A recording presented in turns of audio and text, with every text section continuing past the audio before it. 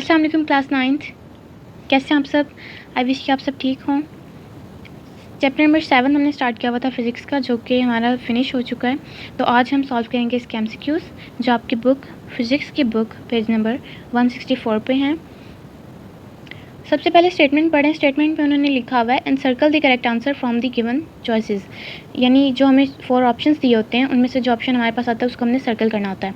सबसे पहले आप लोगों ने इस रूल को ज़रूर फॉलो करना होता है। सबसे पहले आपने स्टेटमेंट को पढ़ना होता है, उसमें देखना होता है एनसर्कल द करेक्ट आंसर लिखा हुआ है या फिर टिक मार्क करने के लिए उन्होंने कहा हुआ है, तो उसके अकॉर्डिंग फिर आपने पेपर को सॉल्व करना होता है। ये बहुत ज़्यादा इंपॉर्टेंट बात होती है, इसको इग्नोर नहीं किया जा सकता कि आपने अगर एनसर्कल लिखा है तो अगर आप टिक मार्क कर लेते हैं तो आपको उसका फिर उसके मार्क्स नहीं मिलते। ठीक है, इस तरह से भी होता है, ये एक रूल है। तो आपने सबसे पहले इसको ध्यान से पढ़ना होता है। नेक्स्ट अब हम स्टार्ट करते हैं एमसीक्यूज़। नंबर 1 है in which of the following state molecules not leave their position, यानी इन 4 ऑप्शंस में से हमारे पास मैटर की स्टेट्स दी हुई हैं उन्होंने, solid, liquid, gas and plasma. इसमें से हमने बताना है कि वो कौन सी स्टेट है जिसके जो मॉलिक्यूल्स हैं वो अपनी पोजीशन नहीं छोड़ते। ठीक है, यानी अपनी जो जगह होती है उनकी वहाँ से हिलते नहीं हैं मॉलिक्यूल्स, बिल्कुल अपनी पोजीशन पे ही रहते हैं।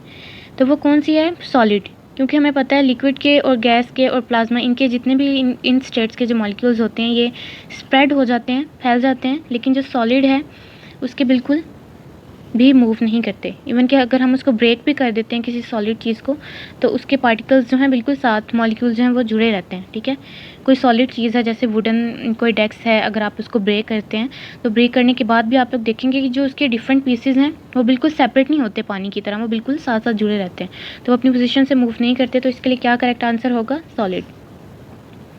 सेकेंड वन है विच of the substances is the lightest one, यानी इन सब्सटेंसेस में से कौन सा ऐसा सब्सटेंस है, कौन सा ऐसा मटेरियल है जो सबसे लाइट होता है, यानी सबसे हल्का होता है वज़न में। तो वो है एल्युमिनियम।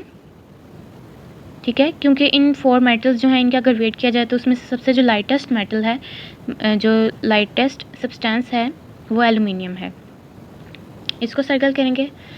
थर्ड वाले एमसीक्यूज़ में है ऐसा unit of pressure is pascal which is equal to, हमने डेफिनेशन में पढ़ा था, प्रेशर की डेफिनेशन हमने पढ़ी थी जो कि पेज नंबर 148 पे है। उसमें हमने क्या पढ़ा था कि प्रेशर किसके इक्वल होता है? Force per unit area. तो इसमें हमने ये भी पढ़ा था, नेक्स्ट पेज पे था, कि इसका यूनिट क्या है। इसका यूनिट है न्यूटन पर स्क्वायर मीटर।